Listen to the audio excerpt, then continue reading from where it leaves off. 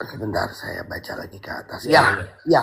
Pasal 77 ayat 1 Undang-Undang RI nomor 35 tahun 2014 tentang perubahan atas Undang-Undang RI nomor 23 tahun 2002 tentang perlindungan anak sebagaimana telah dirubah dengan Undang-Undang RI nomor 17 2016 tentang penetapan Perpu pengganti Undang-Undang RI nomor 1 tahun 2016 perubahan kedua atas Undang-Undang RI 23 tahun 2002 tentang perlindungan anak menjadi undang-undang atau kedua pasal 428 ayat 1 huruf A.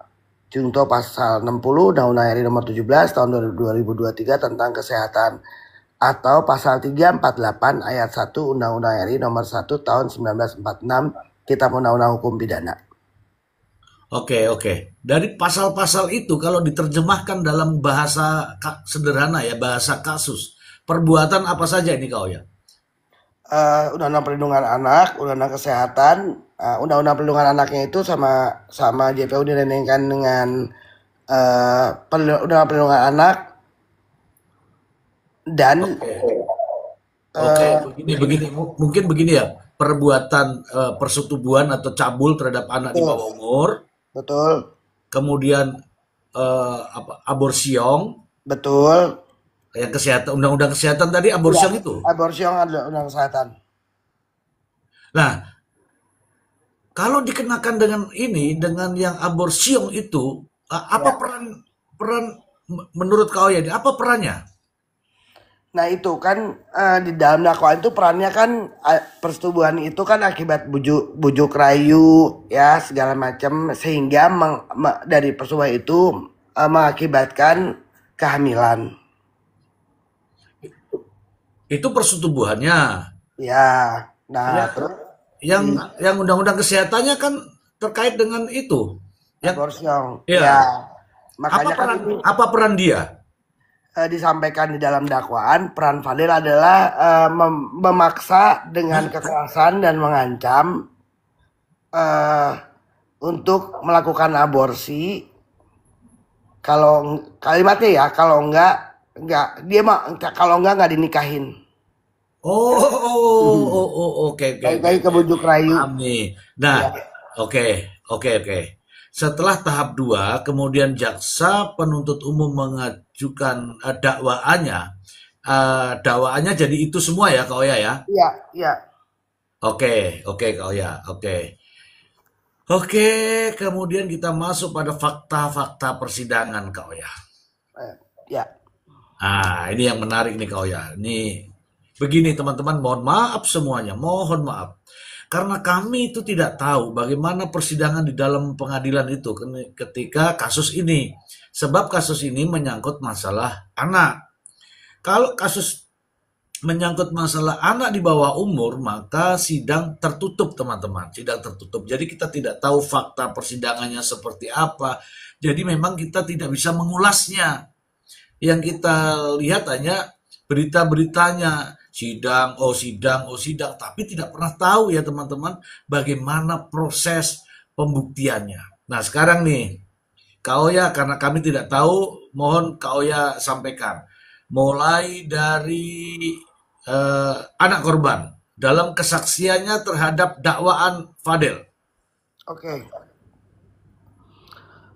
Bahwa anak korban mengenal terdakwa dan mempunyai hubungan dekat atau pacaran dengan terdakwa. Disampaikan juga oleh anak korban bahwa mereka pacaran sejak 17 Juli 2023. Dijelaskan juga oleh anak korban bahwa 3 Maret 2024 itu pertama kali bertemu dengan terdakwa ketika anak korban pulang ke Indonesia. Dijemput oleh terdakwa. Disampaikan juga oleh anak terdakwa di hadapan persidangan bahwa 5 kali upaya untuk pulang namun tidak diterima oleh ibu dari anak korban. Ya, anak korban ya, anak korban ya. Ya, bahwa anak korban bertemu dengan pamannya atau adik dari ibunya, saya nggak bisa sebut namanya, Ya, pada saat percobaan ketiga kali untuk upaya pulang. Barulah gerbang dibuka, dia bertemu dengan adik dari ibu anak korban yang bernama Ted. Akan tetapi anak korban tetap tidak diizinkan masuk oleh pamannya karena dilarang oleh ibunya. Itu tadi Ted itu sensor ya, Ted ya. Sensor, Oke. sensor. Oke, saya kasih kesempatan Kak Oya untuk minum dulu. Saya juga minum. Ya, Siap. silakan buka kulkas saja nggak apa-apa langsung. Oke, Oke. selanjutnya di hadapan persidangan anak korban mengakui terjadinya persetubuhan itu atas dasar suka sama suka dan tidak ada pemaksaan apalagi kekerasan. Oke. Anak korban juga menjelaskan bahwa saat di UK anak korban meminum obat berupa pil untuk mengatasi masalah hormon yang dialami oleh anak korban dan sampai saat di Indonesia masih meminum obat tersebut. Oh, tuh. Hormon apa itu Kak Oya menurut Kak Oya? Menurut kesaksian anak korban, dia ada kelainan hormon tidak menstruasi. Oh, oh, oh, oh, oh. Oke. Oke, berarti dari UK sana sudah minum obat eh, eh, untuk menstruasi itu ya? Iya, Oke. Lanjut Kak Oya. oke. Anak korban menyampaikan di hadapan persidangan bahwa ketika dia menyampaikan bahwa dia hamil kepada terdakwa, terdakwa menunjukkan sikap senang saat tahu anak korban hamil. Oke, Karena stop dulu Kak Oya. baik, Stop dulu. Oh, jadi ini anak korban ini sudah menyampaikan bahwa dirinya sedang berbadan dua gitu. iya. Padahal kan si ini yang di belakang saya ini belum melakukan ini. Kenapa Mister Z? Enggak, itu kok bisa berbadan dua itu dari mana?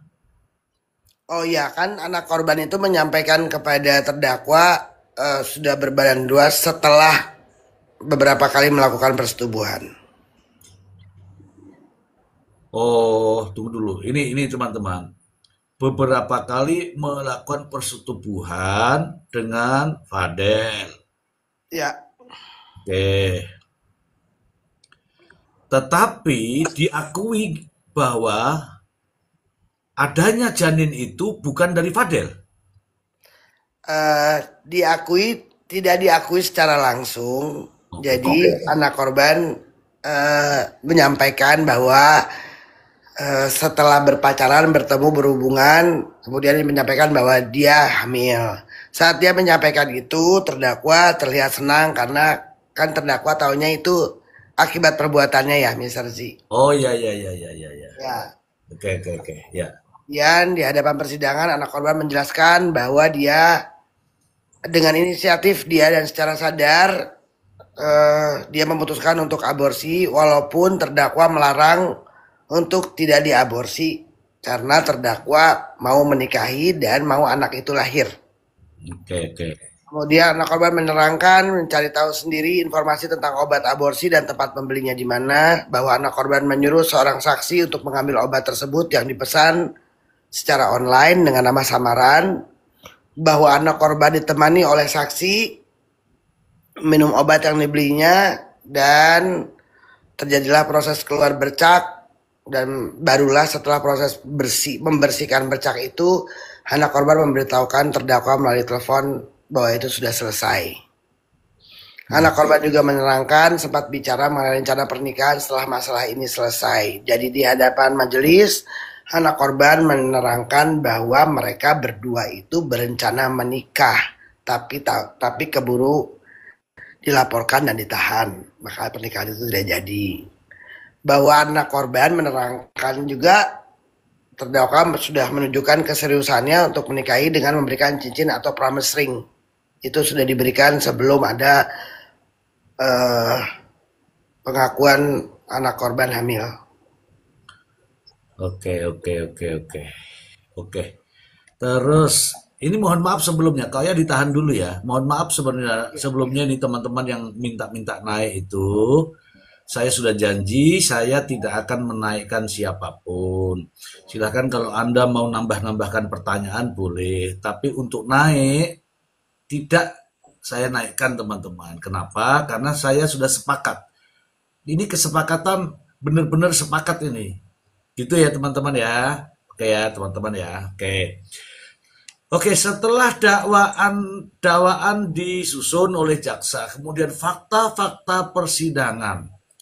Eh, s- eh, Tadi sudah menceritakan bahwa ada cerita yang tadi mengatakan bahwa Amel kemudian ingin sudah mempersiapkan diri untuk menikah bahkan, dan Fadel pun bertanggung jawab karena merasa bahwa itu hasilnya gitu.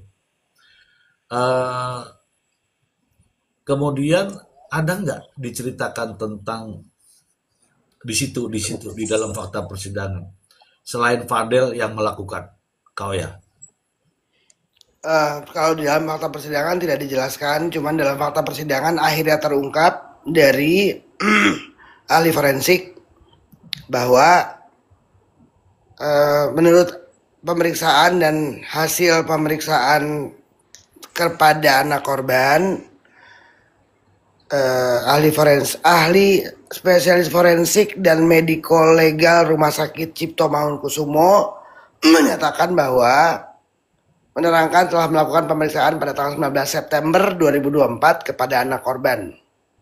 Bulan September itu setelah si janin sebesar bayi itu keluar. Nah, dari keterangan ini Polres Jakarta Selatan meminta untuk diperiksa atas dugaan persetubuhan di bawah umur dan aborsi tidak sesuai dengan undang-undang. Bahwa saksi ahli forensik menerangkan saksi telah melakukan pemeriksaan langsung terhadap anak korban di Rumah Sakit Cipto Mangunkusumo. Dengan hasil kesimpulan pemeriksaan ditemukan robekan pada selaput darah karena benda tumpul, ditemukan saya nggak bisa sebutin semuanya ya, Mr. Z. Oke. Luka-luka, Pakai tab begitu. ya, luka-luka yang diakibatkan benda tumpul, lebam-lebam itu diakibatkan oleh ketika ditarik dan digotong secara paksa, dia jemput paksa oleh beberapa orang yang pada saat itu juga ada ibu tersangka menjemput dari apartemen. Jadi karena mungkin dipegang cengkram terlalu keras, jadi ada lebam-lebam. Ya, ya. Oh, waktu dikeluarkan dari apartemen itu ya? Iya. Oke. Uh, Oke, terus? Saksi menerangkan terkait janin yang dilahirkan bahwa dari seluruh rangkaian pemeriksaan, perkiraan usia janin yang dilahirkan minimal 20 sampai 28 minggu dalam kandungan. Usia kehamilan itu di trimester kedua sekitar 12 sampai 28 minggu, sehingga kesimpulan dari ahli forensik, usia janin yang dilahirkan antara 20 sampai 28 minggu dalam kandungan kurang lebih sekitar 5 bulan usia janin. Jadi kalau mundur, kita hitung mundur, patut diduga memang bulan Januari sudah hamil, which is dia masih ada di UK. Dia baru pulang adalah bulan Maret. Bahwa terkait perkiraan waktu melahirkan pada pemeriksaan itu minimal 6 minggu pasca melahirkan. Bahwa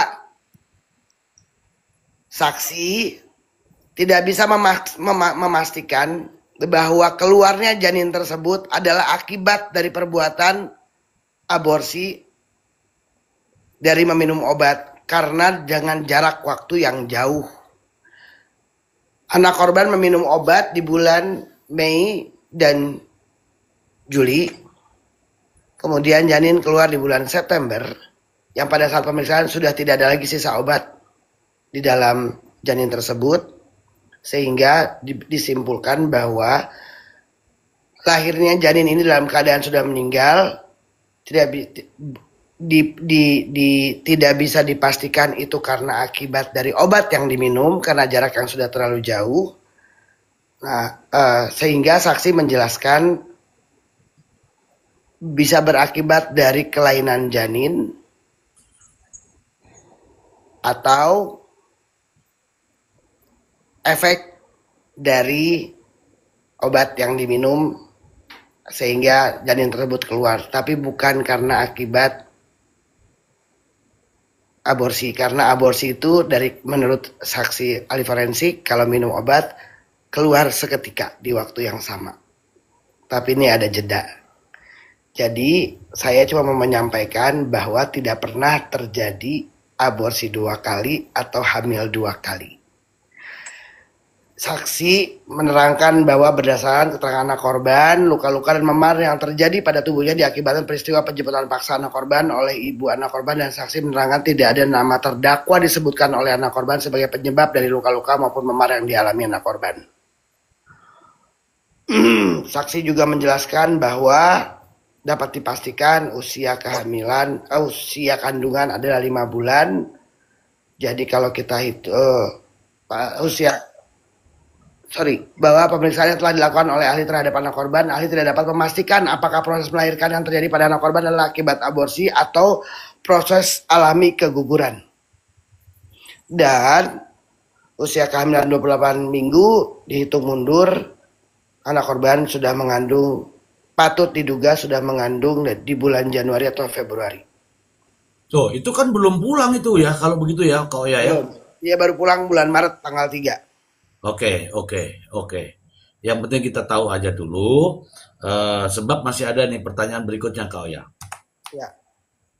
Oke, dengan fakta-fakta demikian, hakim mungkin kan juga mendalami pertanyaan-pertanyaan terkait dengan terkait dengan fakta persidangan, Kak Oya. Betul. Jadi hakim juga sempat mempertanyakan kepada ahli forensik. Jadi itu bukan, tidak bisa dipastikan janin itu keluar karena aborsi atau janin itu lahir karena aborsi. Dijawab oleh ahli forensik tidak bisa memastikan, sehingga sempat, karena saya ada rekamannya ya pada saat persidangan, sehingga majelis hakim sempat menyampaikan, berarti bisa jadi karena keguguran atau janinnya nggak kuat atau ada kelainan. Dan dijawab tegas oleh ahli forensik, kurang lebih demikian yang mulia. Pada saat itu disampaikan seperti itu. Itu ahli ya yang menjawab ya? Ya, ahli forensik dari Rumah Sakit Cipto Mangunkusumo yang dihadirkan oleh JPU, bukan oleh kami. Kalau dari pihak Fadil ada ahli nggak dihadirkan? Ahli. Ada ahli pidana. Oh, ahli pidana. Oke lah, saya sudah tahu tuh anunya. Kemudian setelah proses pembuktian, kemudian ada tuh penuntutan. Dituntut berapa kau ya? Dituntut 12 tahun, denda 1 miliar, subsidiar 6 bulan. Oke, 12 tahun, 1 miliar, 6 bulan. Ya. Oke, pertimbangannya apa kau ya? Pertimbangannya yang memberatkan. Yang memberatkan bahwa tetap disebutkan bahwa terdakwa melakukan tipu daya, bujuk rayu untuk persetubuhan, kemudian tetap dengan kekehnya bahwa hamil itu diakibatkan oleh perbuatan Fadel, padahal dengan tegas itu sudah dibantah oleh ahli forensik.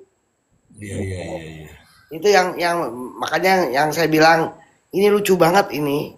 Saya nggak mau bilang ini apa-apa ya, cuman saya kembaliin kepada pendengar, pada netizen, ada apa dengan ini gitu. Oke. Kalau perbuatan persetubuhan terhadap anak di bawah umur itu pasti ya. Persetubuhannya iya. Pasti ya. Oke. Ya. Tapi kalau yang alternatif kumulatifnya? Kumulatif, ya. Tidak ya? Tidak, karena kan aborsinya nggak terbukti.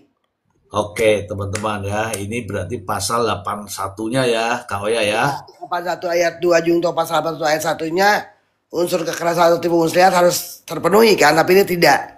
Dan harus juga dibuktikan lebih dahulu bahwa perbuatan kekerasan atau tipu muslihat tersebut kemudian menyebabkan anak mau melakukan persetubuhan. Iya. Oke. Maka kalau misalnya itu tidak terbukti, ya tindak pidananya juga tidak terbukti kan harusnya. Itu pakainya dan atau kau ya? Dan. Oh, kalau dan itu kumulatif kau ya? Iya.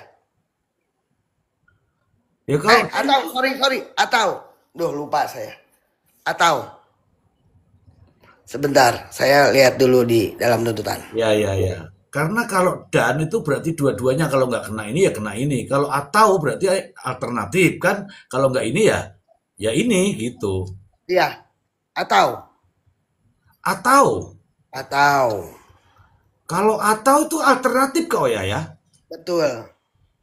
Nah, sekarang kalau sudah dapat yang ini, yang depan tadi, pasal 81 dan tidak bisa dibuktikan pada pasal 77-nya kau ya, itu kan Ya, harusnya kan enggak gini-gini banget kau ya. betul. Harusnya kan gini ya, harusnya kan persetubuhannya yang berdiri, oke ancamannya 5 sampai 15 tahun. Iya, boleh. Namun kan ada yang meringankan, banyak hal yang meringankan bahwa Iya, iya. dia meminta maaf kepada ibu korban, ibu anak korban dan anak korban pun meminta maaf.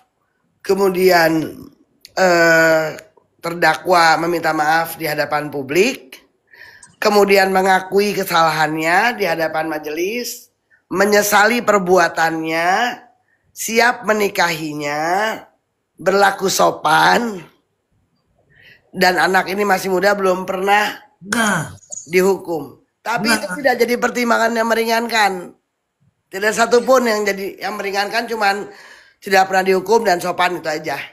oke, oke. Saya mau sedikit intermezzo nih kepada teman-teman semua seluruh Indonesia. Seandainya begitu juga lain di mana-mana di Indonesia kan yang perbuatan begini kan bukan hanya Fadel aja. Ya itu yang disampaikan sama majelis yang di akhir yang saya kirim videonya ke Mister Iya, Zul. Ya. karena saya pun ini zaman dulu tuh nggak ada begini-begini pun sudah ini pengakuan ya, pengakuan. Testing-testing. Ya kalau mau pendekatan dites dulu cocok apa enggak kan gitu. Mohon maaf ya, yang ini jangan diikuti ya teman-teman, yang ini jangan diikuti. Yang omongan saya tadi jangan diikuti karena waktu itu loh ya, ini waktu itu karena waktu itu masih muda kan sekarang udah ini ya. Jangan. Mohon maaf. Yang jadi lucu Ah, tuh gini, iya iya iya iya. pertanyaan saya pada saat itu, eh, eh, siapakah yang dapat dimintakan pertanggungjawabannya terhadap pasal 60 Undang-Undang RI nomor 17 tahun 2023 tentang kesehatan? Yaitu siapa yang melakukan perbuatan menggugurkan atau mematikan kandungan tersebut ialah yang harus bertanggung jawab karena Nah, yang dilarang adalah menggugurkan dan mematikan kandungannya sehingga dia yang bertanggung jawab atas perbuatan tersebut. nah, itu harusnya jatuhnya ke pet gitu ya, Ted, pet gitu ya. Oke ya, oke oke. Aduh, teman-teman, ini bukan hanya Fadel saja. Mungkin teman-teman juga di sini juga melakukan, bahkan mantan-mantan pelaku, bahkan juga masih seperti itu ya. Bahkan, bahkan banyak lah teman-teman, nggak usah munafik lah. Mau perempuan, mau laki-laki, zamannya ya begitulah. Tetapi ini tadi saya dengar ancamannya, apa? tuntutannya Tuntutan, tuntutannya 12 tahun, kemudian 1 miliar, itu maksimal yang 1 miliar itu. iya. Terus subsidiar 6 bulan. Padahal ini ancaman di dalam undang-undang itu 15 tahun. Kemudian dituntut 12 tahun, dendanya 1 miliar itu maksimal. Eh pledoinya sudah dibantah semua nih. Ya, dibantahlah. Pledoinya dibantah. Jadi gini, di pledoi juga kita mempertegas bahwa eh, terdakwa sempat memaksa kepada anak korban untuk menemui ibu anak korban untuk menjelaskan bahwa anak korban hamil dan terdakwa siap untuk melakukan tanggung jawab dengan menikahi. Jadi anak korban karena alasannya di hadapan majelis karena dia takut kepada ibunya sehingga dia melarang untuk terdakwa menemui ibunya. Pada saat anak korban menyampaikan aborsi, kalimatnya, sayang aku sudah aborsi ya. Oh, Itu dilakukan telepon pada saat terdakwa pulang kuliah dari kampus, di video call oleh anak korban menyampaikan, sayang aku udah aborsi. Oh, Itu ada dalam rekamannya di persidangan. Yang kami juga punya rekamannya. artinya pada saat itu Fadel tidak ada di lokasi kejadian dong. Tidak ada. Dia sedang di kampus. Oke, oke, oke. Tapi itu dijadikan pertimbangan nggak kau ya? Enggak, enggak, enggak. Kan by request ini. Oh, tapi sudah Jadi di hadapan persidangan juga anak korban menyampaikan kepada JPU dan majelis bahwa kehamilannya hanya 1 kali, bukan 2 kali. Oke, oke, oke. Sebelum ke situ saya tanya nih, vonis di tingkat pertama berapa kok ya? 9 tahun, denda 1 miliar, subsidiar 3 bulan. Oke, dan melakukan upaya hukum Ya, banding. banding. Yes. Hasil banding, hasil banding. Balik ke awal ketuntutan 12, hasil bandingnya 12 tahun, denda 1 miliar, subsidiar 6 bulan. Loh, berarti bukti-bukti atau apa itu tidak dijadikan pertimbangan kok ya? Iya kan saya sejak awal waktu putusan awal saya sudah bilang waktu saya preskon ini semua fakta persidangan kenapa diburamkan. Kan Oke, ini saya nambah sedikit ya Mr. Z. boleh, boleh. Ini buat saya membahayakan sekali. Kenapa? Karena eh, ketika fakta persidangan itu terungkap dan saat itu juga eh, majelis hakim terlihat kaget ketika ahli forensik menjelaskan dan ketika anak korban bercerita dengan detail, majelis hakim itu cuma geleng-geleng kepala aja. Bahkan waktu JPU menuntut 12 tahun, majelis hakim juga geleng-geleng kepala.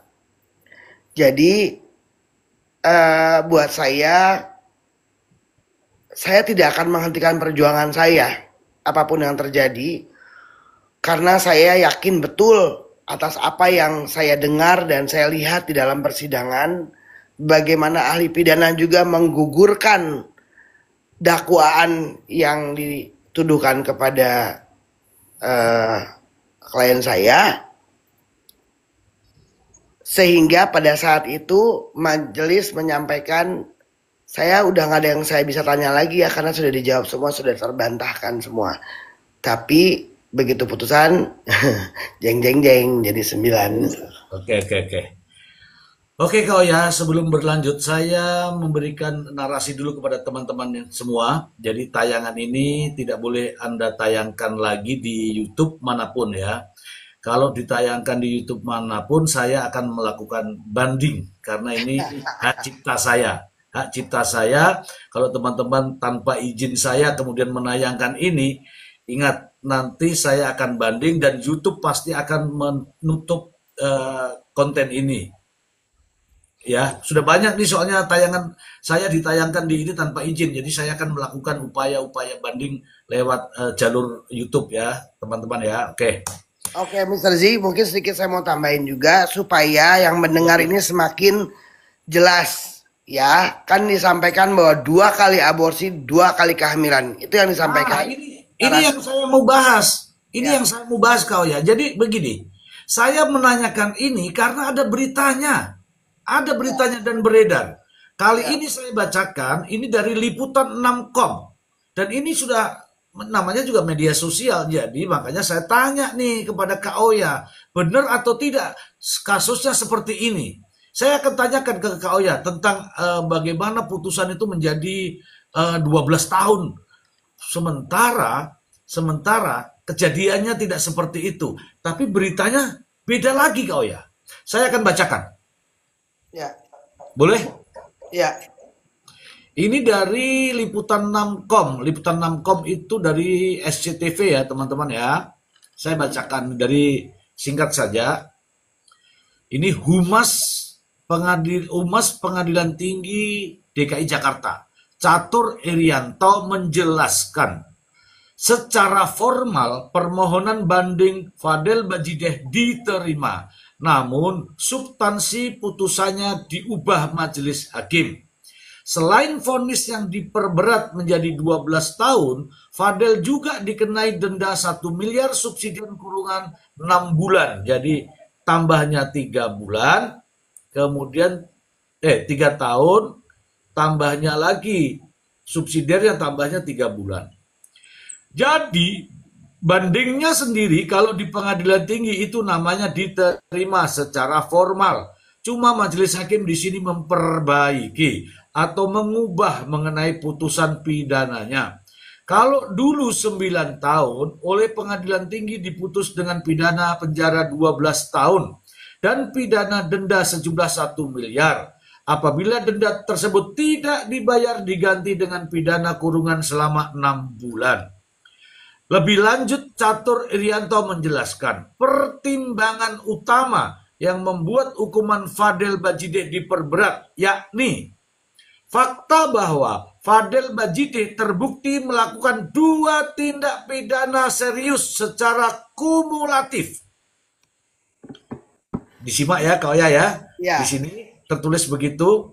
Kalau dalam putusan kita baca itu ada yang memberatkan. Jadi kembali lagi bahwa pada pidana 12 tahun. Itu karena yang terbukti itu ada 2. Sama dengan PN. Pertama, perbuatan persetubuhan dengan anak di bawah umur. Sedangkan dakwaan yang kedua adalah pengguguran kandungan juga terbukti. Jadi di sini kumulatif.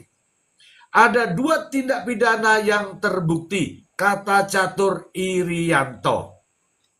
Ada alasan khusus menurut hakim menyoroti catatan fakta soal pengguguran kandungan yang dilakukan sebanyak 2 kali terhadap korban yang sama. Perbuatan berulang ini menunjukkan tidak adanya penyesalan dari terdakwa. Ada alasan yang khusus di sini bahwa pengguguran itu sudah dilakukan 2 kali dan pelakunya itu sama. Itu saja yang dulu. Pelakunya itu juga. Jadi sudah dilakukan 2 kali sehingga ya ini ada trauma kepada korbannya. Ada trauma terhadap korban. Tutur Catur Irianto. Catur Irianto ini adalah humas dari Pengadilan Tinggi DKI Jakarta. Dia menjelaskan seperti itu. Bahkan mengatakan 2 kali melakukan ATET tadi. Ya. Nah, bagaimana pendapat Kak Oya? Pertimbangannya ternyata itu Kak Oya. Iya, pendapat saya satu, semoga Bapak Catur bisa mempertanggungjawabkan di akhirat atas apa yang Bapak sampaikan. Ya. Kedua, saya cuma menyampaikan aborsi pertama dilakukan. Ini yang dituduhkan ya, bahwa anak korban itu meminum obat di bulan Mei 2024. Kemudian meminum lagi, kemudian keluar bercak darah, tidak ada apa-apa, sampai dengan dia meminum obat lagi di bulan Juni. Jadi sebulan kemudian. September keluar bayi sebesar boneka dan utuh. Mari kita berhitung. Coba, ada mungkin nggak 2 kali aborsi di jarak? Sekarang gini, minum obat bulan Mei 2024. Oke, Mr. Z. Yang keluar bercak darah. Kemudian anak korban minum obat lagi di bulan Juni 2024. Tidak ada keluar apa-apa. Di bulan September keluarlah janin sebesar boneka yang sudah utuh. Apakah dari bulan Mei ke Juni, kalau betul dilakukan aborsiong, tiba-tiba bayi bisa mendadak besar dan utuh keluar dengan jarak 2 bulan? Gak masuk akal, itu fakta persidangannya. Dan itu yang disampaikan, bahwa kami juga punya rekamannya. Wah, iya. Ya, jadi Pak Catur, Pak Catur silakan terpertanggungjawabkan di akhirat di hadapan Tuhan. Kemudian pada saat itu dilakukan 2 kali minum obat, di 2 kali peristiwa itu tidak ada kehadiran klien kami. Persis seperti yang dijelaskan oleh anak korban di dalam persidangan. Obat percobaan aborsi yang dilakukan oleh anak korban di bulan Mei itu jam 11 malam. Pada jam 11 malam itu terdakwa berada di rumahnya. Setelah selesai dilakukan, anak korban menelpon terdakwa menyampaikan bahwa tadi sayang aku udah aborsi. Terdakwa kaget. Katanya di kampus tadi. Yang pertama di kampus, Yang pertama di kampus, yang kedua itu di bulan Juni jam 11 malam terdakwa ada di rumahnya. Kemudian di bulan September ditelepon oleh anak korban bahwa ada janin keluar dan dan terdakwa diminta untuk mengambil dan menguburkannya dan sudah dikubur. Kemarin dilakukan ini nggak apa namanya tuh? Enggak, karena ini tidak dibahas di dalam BAP di Polres bahwa janin ini tidak disebut-sebut sama sekali. Jadi janin ini baru disebut di dalam fakta persidangan.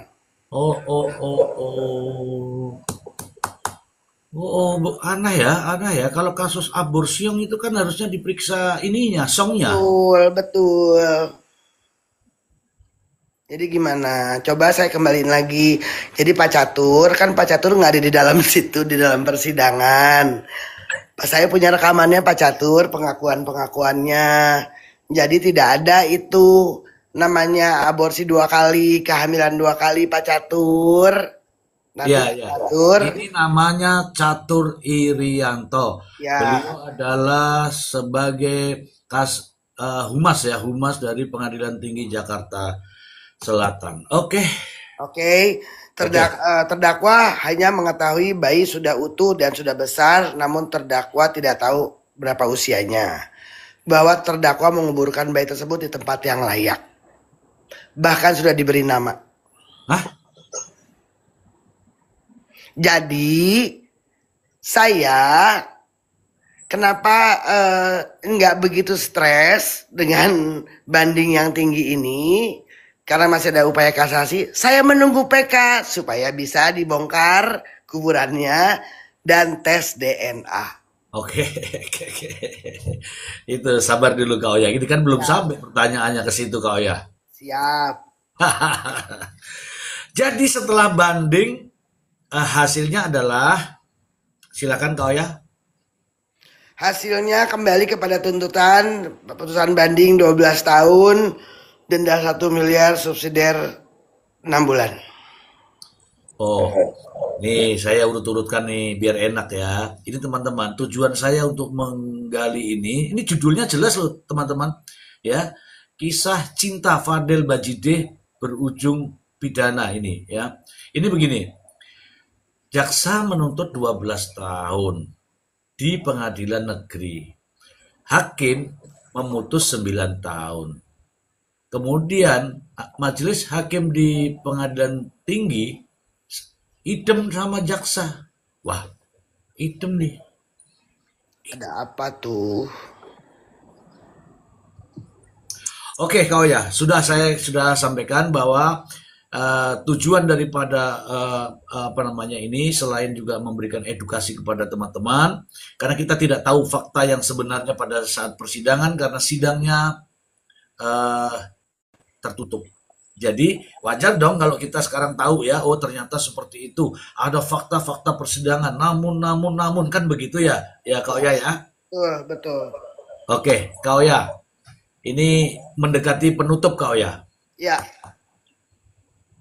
Ini bukan karena saya kebencian loh Kak Oya, bukan loh. Ini untuk edukasi kepada kita ya. Kebetulan saya juga dosen hukum dan memahami yang begini-begini, pernah juga bertugas ngurusi yang kayak begini.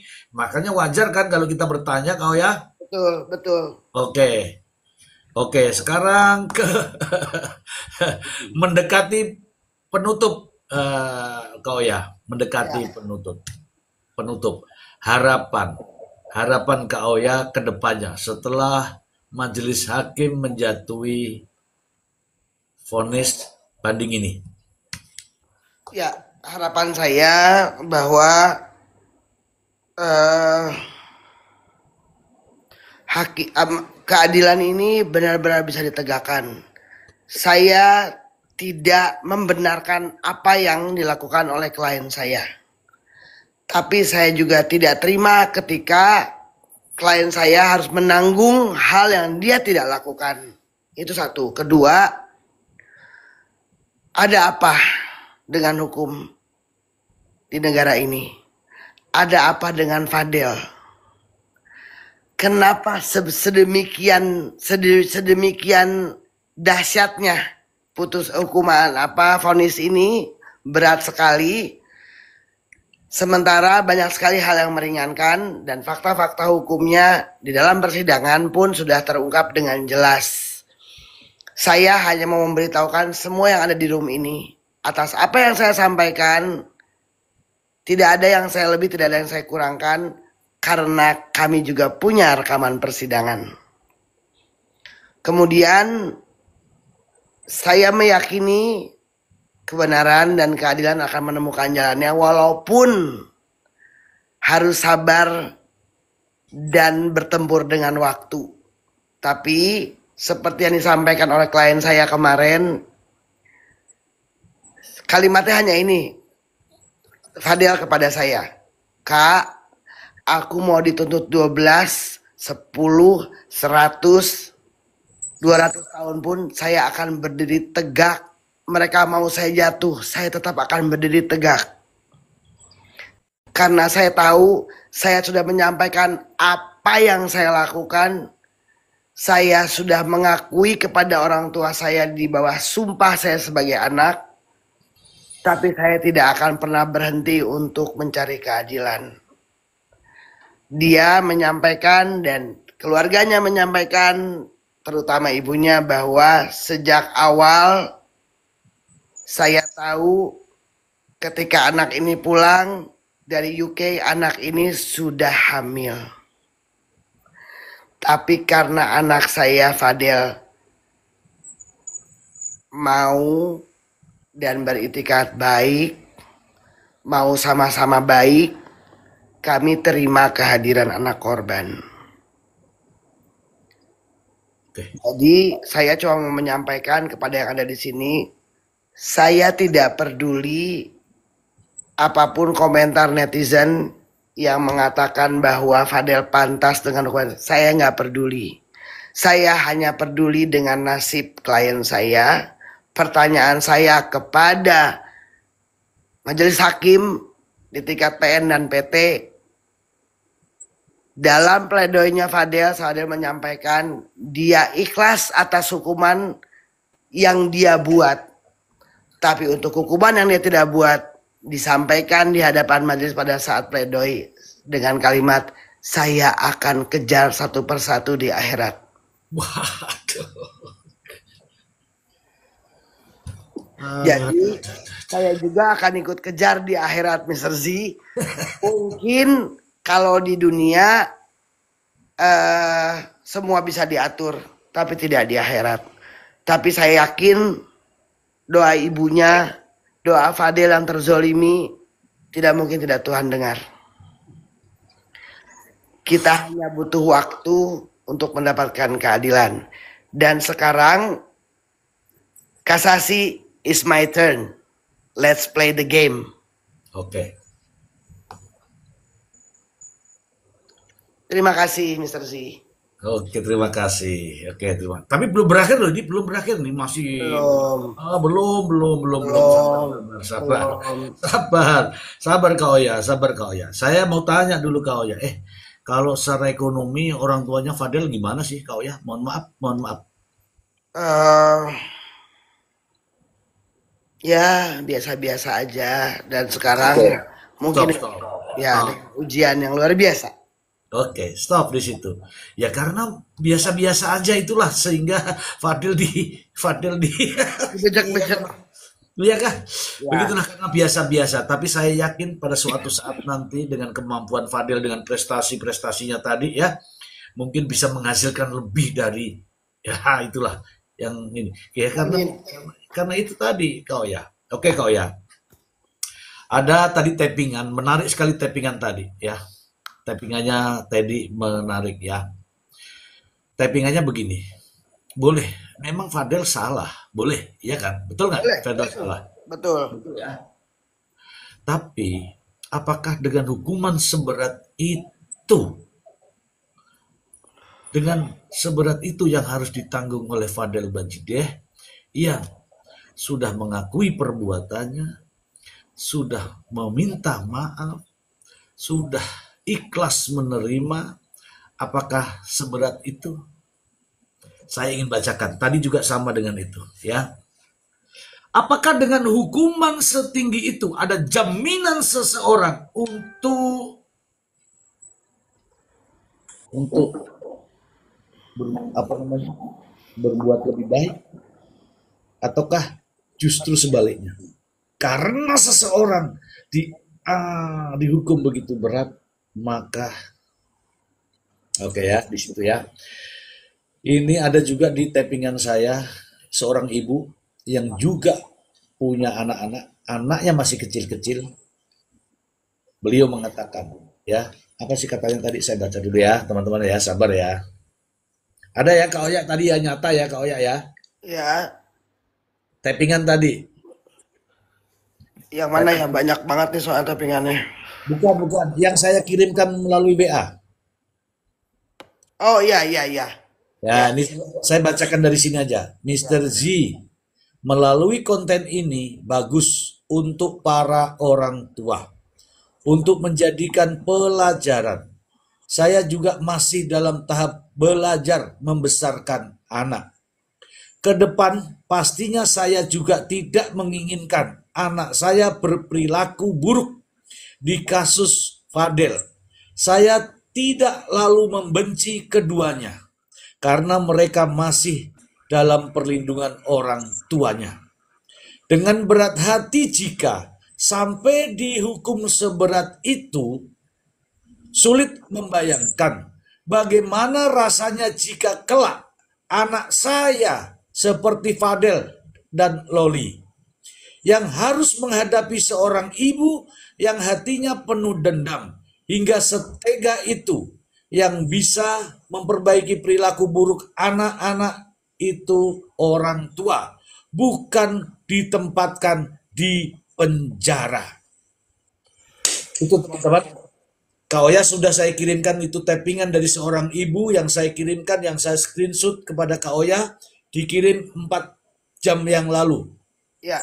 Dari seorang ibu yang bernama Nurtiantini. Saya tidak sebutkan kotanya, tetapi ini real. Bahwa jika saya juga punya anak, jika Anda, jika kita semua memiliki anak yang kebetulan mengalami hal semacam ini, ya mungkin kebetulan pada yang lakinya misalnya, bagaimana perasaan kita, bagaimana perasaan Anda, dan bagaimana perasaan saya. Dan jika ada seorang anak, perempuan misalnya, seperti anak korban, apa yang kira-kira Anda akan lakukan?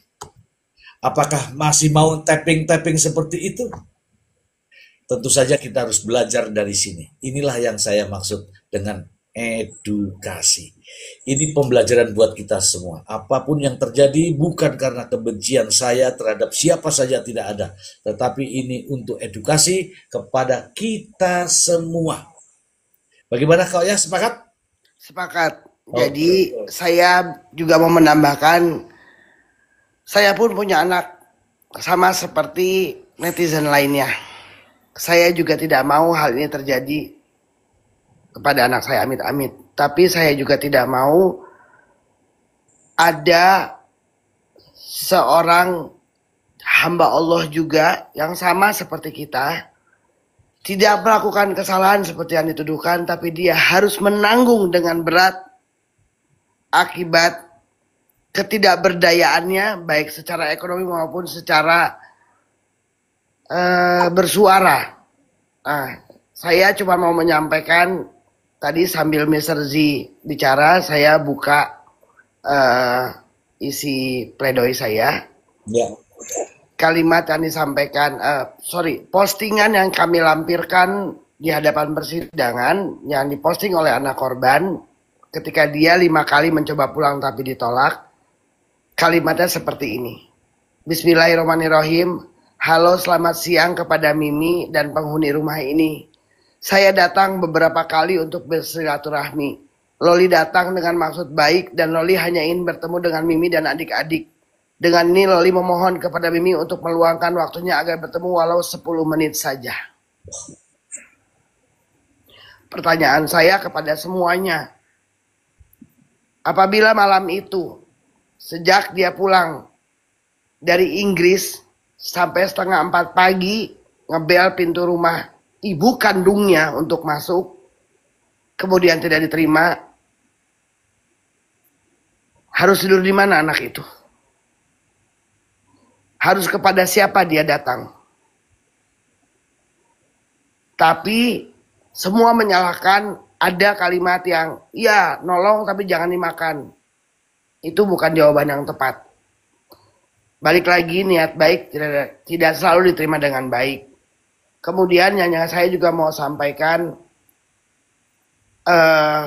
marilah kita sama-sama menjaga keluarga kita. Yang baik dari perkara ini silakan diambil, yang tidak baiknya jangan ditiru. Saya tidak membenarkan apa yang dibuat oleh Fadel, tapi saya juga mau menyampaikan bahwa kepada netizen, stoplah untuk ambil porsi dosa, karena kalian tidak tahu apa-apa yang sebenarnya. Bahwa ini sudah terframing sejak awal, bagaimana hati ibunya Fadel yang dihina oleh mungkin setengah masyarakat Indonesia, bagaimana terlukanya hati dia juga. Kita semua orang tua, kita nggak mau anak kita kenapa-napa. Jadi stop menghujat, baik menghujat Fadel maupun Loli. Mereka hanya anak-anak yang melakukan kesalahan tanpa berpikir akibatnya. Tapi Loli sudah mendapatkan sanksi sosial dengan dihujat. Fadel juga demikian. Jadi stop untuk mengatakan bahwa coba kalau itu terjadi sama anak lo, mau nggak diperkosa? Tidak ada pemerkosaan, tidak ada aborsi, tidak ada kehamilan yang ditimbulkan oleh klien saya. Tidak ada. Kalian tidak ada di dalam ruangan itu. Makanya saya sampaikan, kalau saja ini bukan kasus asusila dan ini sidang terbuka, kalian semua masyarakat Indonesia akan minta maaf kepada Fadel dan keluarganya atas apa yang kalian tuduhkan.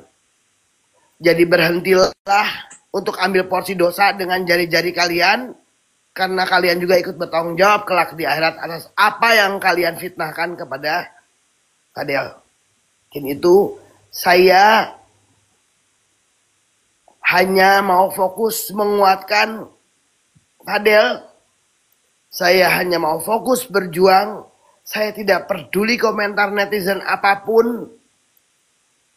Saya mungkin secara profesi saya bisa menyampaikan, saya bisa membela mati-matian. Tapi kita semua lupa bahwa gong terakhir itu Allah yang punya, bukan punya manusia. Jadi kenapa saya bilang saya akan fight di kasasi. Semua bukti rekaman dan bukti lainnya akan saya lampirkan untuk kali ini. Sudah cukup. Saya terima kasih kepada para majelis. Dan saya juga mau menyampaikan selamat bertemu di akhirat untuk mempertanggungjawabkan. Karena jubah kalian itu adalah Tuhan di dunia ini. Amin. Terima kasih Mr. Z. Baik, terima kasih. Oke Kak Oya. Oke. Sebelum kita akhiri. Satu lagi Mr. Z yang saya mau sampaikan. Boleh silakan. Bahwa sampai dengan hari ini keberadaan anak korban tidak ada di rumahnya. Sampai hari ini ibu anak korban tidak mengizinkan anak korban masuk ke dalam rumahnya. Itu yang membuat majelis hakim juga terkaget-kaget saat anak korban menyatakan bahwa saya ada di rumah aman dan tidak bisa masuk ke rumah saya. Jadi silakan dipikirkan, apabila betul seorang ibu mau menyelamatkan anaknya, bahwa kalau betul seorang ibu ini merasa anaknya dirusak, kenapa tidak ditampung dan dilindungi oleh orang tuanya sendiri? Karena tugas orang tua adalah melindungi anaknya. Pertanyaan saya kepada semua yang mendengar malam ini, dari siapa Loli harus diselamatkan? Dari Fadelkah? Atau dari siapa? Siapa yang merusak anak korban? Fadelkah? Atau ada orang lain sebelumnya? Itu Mr. Z, terima kasih. Baik, terima kasih Pak Oya sudah hadir dan memberikan jawaban-jawaban ya. Tentu saja tidak bisa sangat tuntas ya teman-teman, mungkin kita akan ulas lagi di belakang. Tetapi kita sepakati ya Kak Oya ya, kita sepakati untuk pertemuan malam ini kita berikan judul Di Balik Kisah Cinta Fadel Bajideh Berujung Pidana. Sepakat Kak Oya? Sepakat. Nah, ada satu lagi karena Mr. Z membacakan judul itu, ada kalimat sedikit dari Fadel kepada saya yang bikin saya nangis 2 hari 2 malam. Wow. Kalimatnya ketika dia pertama kali masuk ke Cipinang, kemudian 3 minggu setelah itu saya besuk, dia cuma bilang, Kak, dari 4.721 tahanan yang ada di sini, hanya aku sendiri yang dipenjara karena urusan cinta. Jadi saya cukup sedih.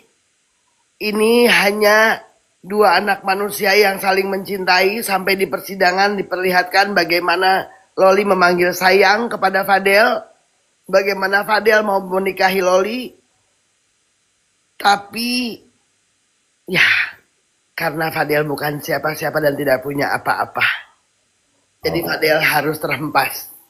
Terima kasih. Baik.